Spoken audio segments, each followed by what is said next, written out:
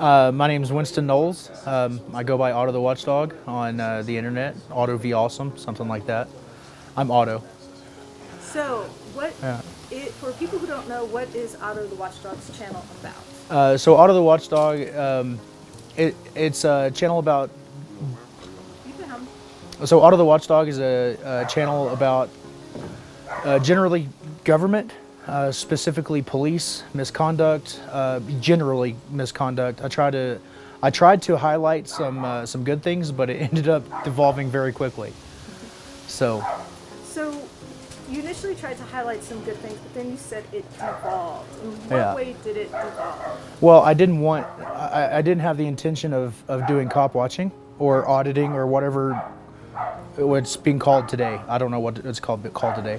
I wanted to show that somebody could do something good that was broke, and show that other people can do something to help their community that didn't involve having lots of money. So that's what I was trying to do, and as soon as I made it public, it devolved. So that's what happened there. So when I take a look at your channel, what I see, at least to me, it looks like a First Amendment activist channel. Would you characterize yourself as a First Amendment activist, or how would you characterize yourself? That's how I perceive it. How would you describe it? I'm just a dude. I think Yeah. we'll pause for a second. Okay. Well, it's not pleasant. It's kind of the point. There are a few people who deserve to get smirked. But anyway, so we were talking about your channel and how, in my perception, it's like a First Amendment activist channel. How would you describe the point? Like, if someone wanted to know what's the point of your videos, what are you trying to accomplish? How would you describe it? Oh, I'm trying to. So my channel, I'm trying to make a really dark subject comical. That's my goal now. Like I said, when I started, I wanted to bring some light to some small localized issues in my town, and I didn't know how to do it through like the regular channels, where you go to like meetings and speak and things like that. I wanted, and I didn't want to be involved this much. I did not have any intention of being intimately involved with these things. I wanted to encourage other people to do something. So I was trying to figure out how to do that, and I chose comedy and music because I can make funny jokes, and I have always had a tendency to take popular songs and ruin them for everyone. So I just wanted to do that and share it with other people, and hopefully they thought it was funny too. So how do you go from taking a video to show how government works to singing Ole Ole and Happy Fuck the Cops Day? How do you go from point 0 to point 60 there? Oh, a lot of abuse. It was a lot of abuse. Let me see how I phrase this. You go from a guy who wanted to be left alone and maybe help his neighbors, like my next door neighbors, and then you fuck with them. And there's nothing you can do against your government, even your local government, right? So it started out for me as code violations, threats of code violations, I should say. I never actually got a code violation. They just threatened me a lot, which, I was running a business and things like that. So it started impacting me financially, upset me a little bit. I made a lot of drastic life changes at that point, trying to get away from that kind of stuff, and it just started right back up again. So for me, it started out as code violations, and I was already a little bit, just slightly agitated, and then my friends started getting pulled over for license plate lights and bobbing the line. Are you drunk?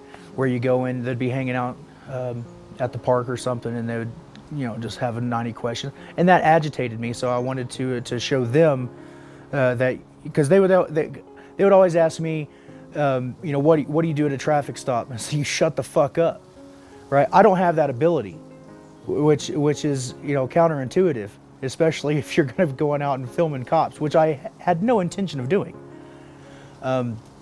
So if you drive, you can take a reasonable person and put them in a situation where they don't feel like they have an out, and they're going to do something.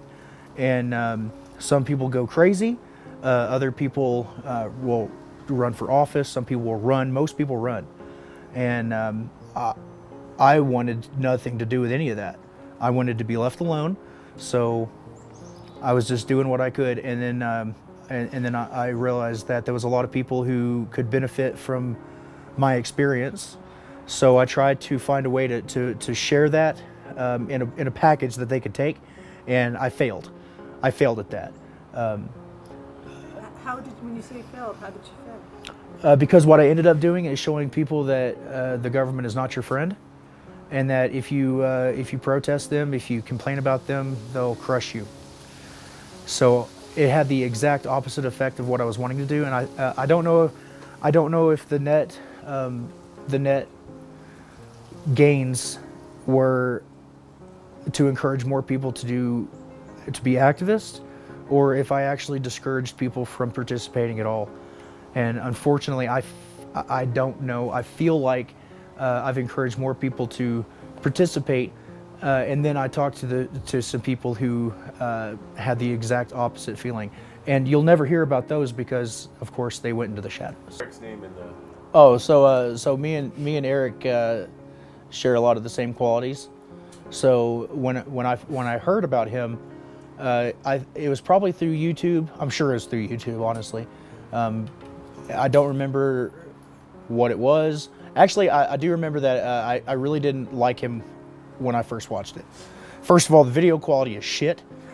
I didn't really care for his methods and things like that. So I wasn't, but I appreciated what he was doing, and I recognized it as, you know, right up to the edge, hilarious. I thought, you know, I see it as comedy, and you know, when you see somebody dressed in solid lime green, walking around with a big flag and screaming and yelling, I can't fathom how anybody would see that as anything other than hilarious. You know, even if you disagree with the topic, it's still pretty funny. So it was my first experience with Eric from, you know, internet, and then he heard about a sign that I was making, which is now pretty well known sign, and he thought that was hilarious. So Eric heard about that I was holding a sign that said "shit is fucked up" and stuff, and that I had been arrested for it, and he thought it was hilarious, and the sign actually, you know, was inspired by his activism, because, you know, if he can say "fuck cops," then I should surely be able to say that, you know, shit is fucked up. And I didn't really know at the time how many times he had been arrested. But you know, after time, it was like, wow, this he's serious about what he's doing. Did he call you about the sign? Did he call you, or what? How did you first encounter him? Oh yeah, somebody reached out to me and was asking me for my phone number because this guy from Colorado, Eric Brandt, wanted to talk to me, and I was not super inclined to talk to people at the time, so I kind of tentatively gave it out, and then he called me, and we talked for a couple hours about he just jumped right into it. Right, this is the case law that protects you. This is the case law that protects the sign. This is the case law that protects where you were. This is the case law that protects your filming. And then he went down the specific rights that were violated and how they were violated. And then we started talking about you know, the fun stuff, right? And he's always, since I've known him, he's always been that way. I've known Eric for about three years, I guess. Known about him and known him for 3 years, because right after I found out that he existed, we met. So I spent a lot of time with Eric running around. We did a lot of cop watches together. I originally came to Colorado because of what they were doing to Eric. Eric had been trespassed from the 16th Street Mall, and the reason that was important is because Janet Mattson was doing an Occupy Denver, and several other groups were doing feeds on the 16th Street Mall every Sunday. And the city absolutely hated it. More specifically, the Downtown Denver Partnership, which is like a quasi-government entity. It's private, and it's very private. It's very exclusive. You have to have $1 million property downtown to even be part of this, right? So, very well to do. And they didn't like the fact that this group of people was going down there and giving away food in front of their very expensive restaurants, which doubly hurt their feelings because they were homeless people. And look at all these homeless people who were around you all day. So you walk up and down 16th Street Mall and you don't see it. But if you walk 2 streets over, you start running into camps. And nobody wants to see it, so we push them farther outside of town. Now that business has a problem, so they move a little bit farther. Right now, if you go downtown, we just drove through there this morning. You'll see a lot of fences that are up for apparently no reason. Sometimes they'll, like temporary construction fences or whatnot. A lot of those are actually put there to discourage people from camping in that location. So they move out to train tracks next to the highway, which is right in the view of all the public. Now the public sees all these homeless people. Oh my God, we have a homeless crisis. You don't have a homeless crisis. What you have, so Colorado specifically legalized marijuana, I don't know how many years ago, a long time ago, is one of the first states in the country. A lot of people wanted the freedom to be able to choose to smoke pot, and they came to Colorado for that. And that caused a lot of rate increases, which then caused a lot of more people to have some extra money. And they started putting up these imaginary lines around town, and now so it's gerrymandering, but you don't really. I never noticed it until I started really looking at government, and it's a consistent movement of people. Right, we move the poor people in to build the stuff, and then the rich people will come in and buy it, charge them rent, and then they'll have to move somewhere else and start over again. That's the way it's always been. I don't know if it's ever going to change, but at some point in that process, some portion of the people will become homeless. And okay, well, what do you do then? If you own property, so in Colorado and other places, but right now we're having the problem in Colorado, so that's what I'm going to talk about. If you buy land out in the county, you think, I'm going to go out there and I'm going to build my house, and I'm going to homestead because I've seen it on YouTube, and I'm going to van life because I've seen it on YouTube, and man, I want that kind of freedom. I want to live in a van down by the river, right? So they sell everything they got, they come to Colorado, and they try to start a new life. Then you come into ordinances and local rules and things like that.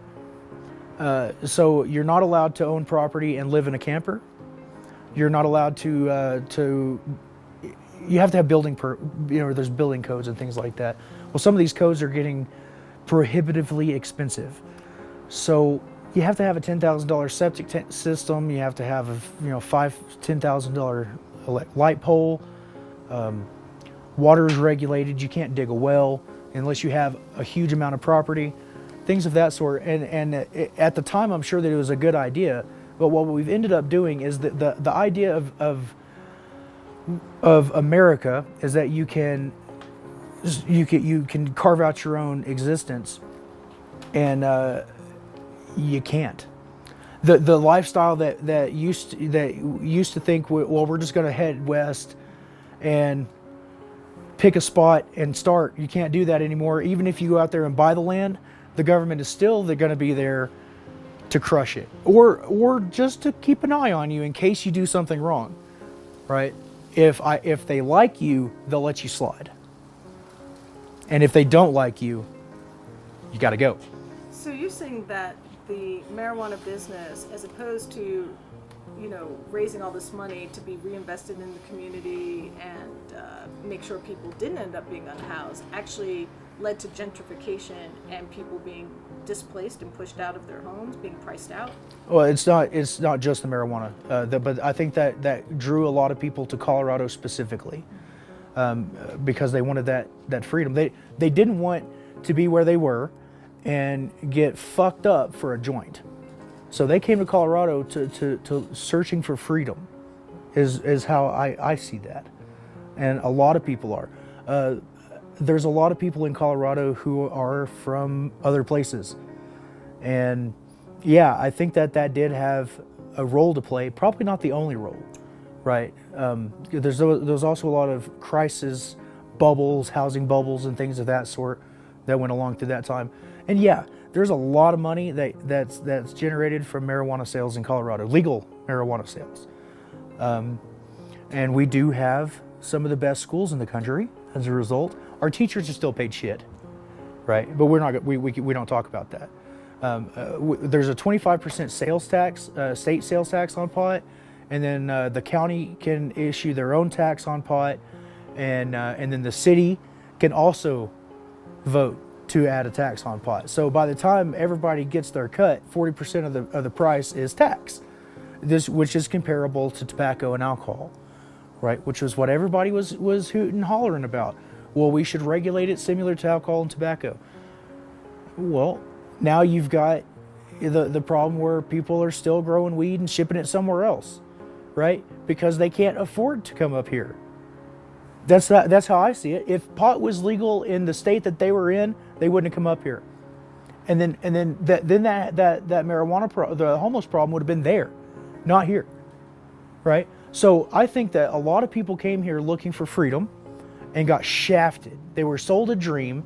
They came here and got shafted. And isn't that the story of America? Now, a lot of your focus, and Eric both do, focuses on law enforcement. Right. I mean, there are other government officials, representatives that wield power. Why the focus on law enforcement? Oh, we focus on law enforcement because it's the most visible, and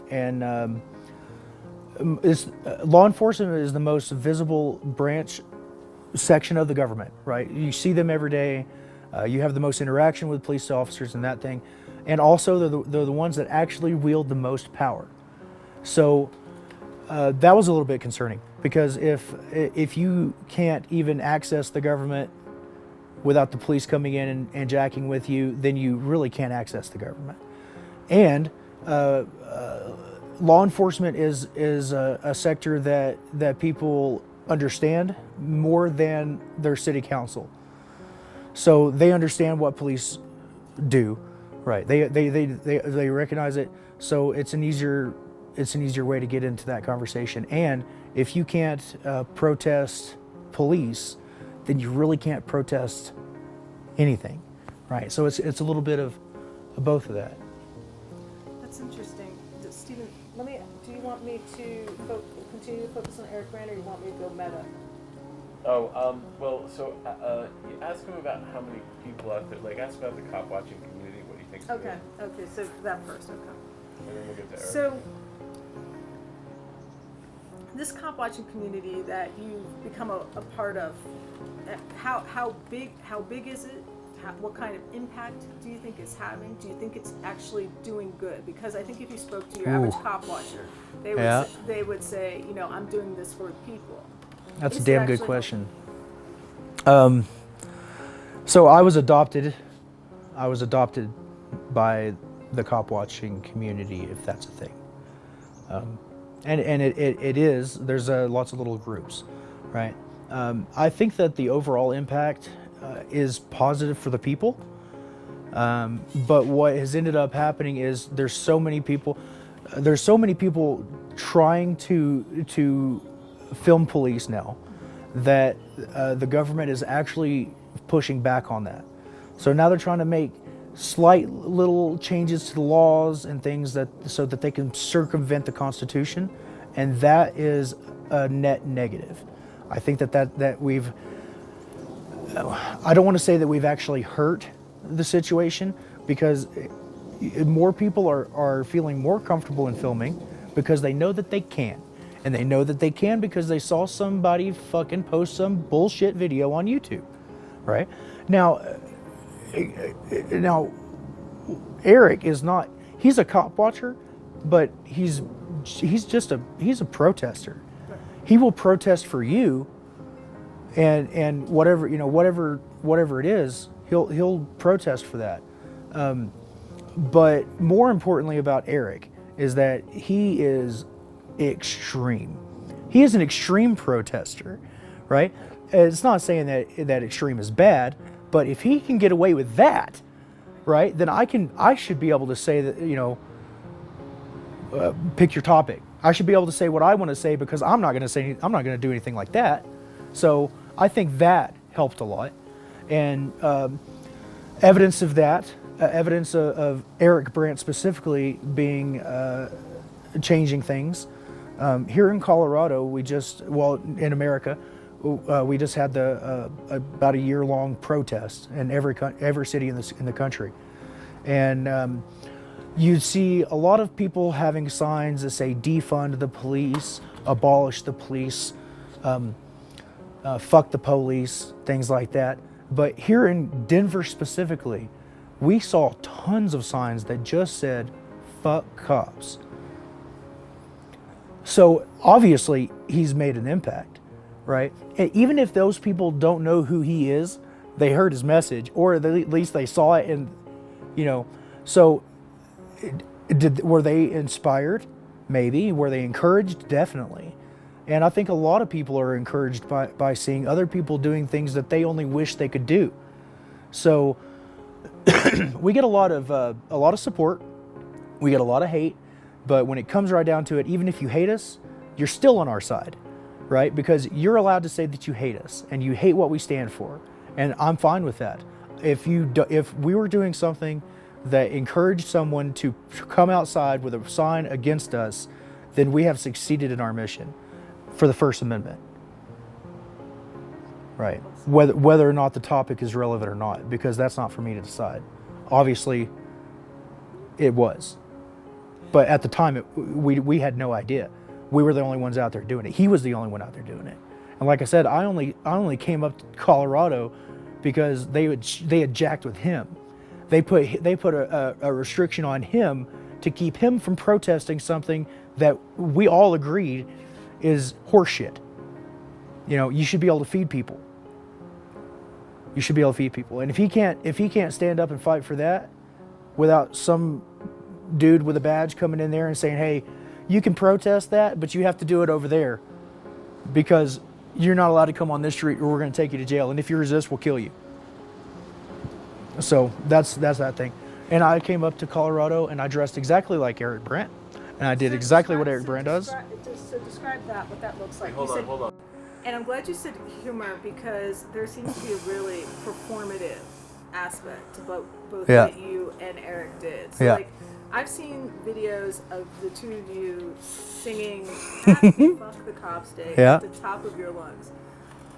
What are you trying to accomplish when you do that?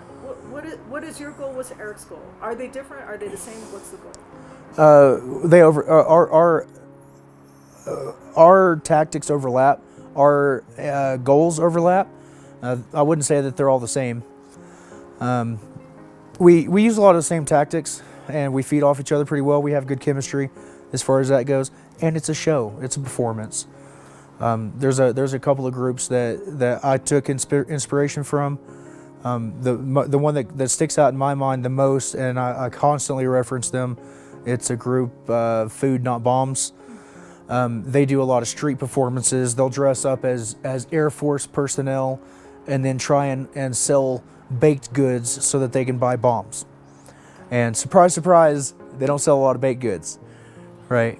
But the idea, I mean, that's kind of stupid, right? The Air Force should not have to hold bake sales to buy bombs, but why are we doing that to our children? Magazine subscriptions is what I did, right? And I sold a lot of magazine subscriptions. So nobody gives a shit about the magazines, right? They're buying it because there's a kid knocking on their door. But in reality, what they're doing is counterproductive. they're buying something that they don't want because there's a kid at the door. They're paying 90-80% of that money goes to the company. There's actually a lot of thought that goes into acting like a complete fool. So, Oh, I hope so. Are you saying that you and Eric would kind of plot things? You have a kind of a plan, or was it all like improvisation? We would set. It was a lot of improvisation with some sort of idea in mind. So a lot of times, like we would just sit around and shoot the shit, and somebody would tell a joke that we thought was good, and then we would refine that joke. We would tell it over and over and over until we thought it was funny, and then it became a set fixture in the routine. And it was a routine. I mean, a lot of it was a routine. Obviously, there's an awful lot of improv that goes into it, because you're on the street and you never have any idea what the next thing that's going to come around that corner is. So you always had to be on your feet about that. Explain the routine. Like, give me a explanation of the routine. Okay. Like an example. Yeah. So, yeah. How many cops does it take to change a light bulb? How many cops does it take to change a light bulb, Kyle? Change the light bulb. They beat the roof of being dark and cite the bulb for being broke. Oh my! Just kidding. Oh my God! That's funny because it's true. How many good cops does it take to change a light bulb? How many good cops does it take to change a light bulb, Kyle? A good cop changes anything. Oh, because they don't. That's completely improv, but we had a things we already know what the other person's going to respond with, right? I know all the jokes. Let's give us a routine, like break down, like how. That was great. Yeah. So we'll tell. You want me like like. you said, when you go out, you would have an idea of what you were going to try to do.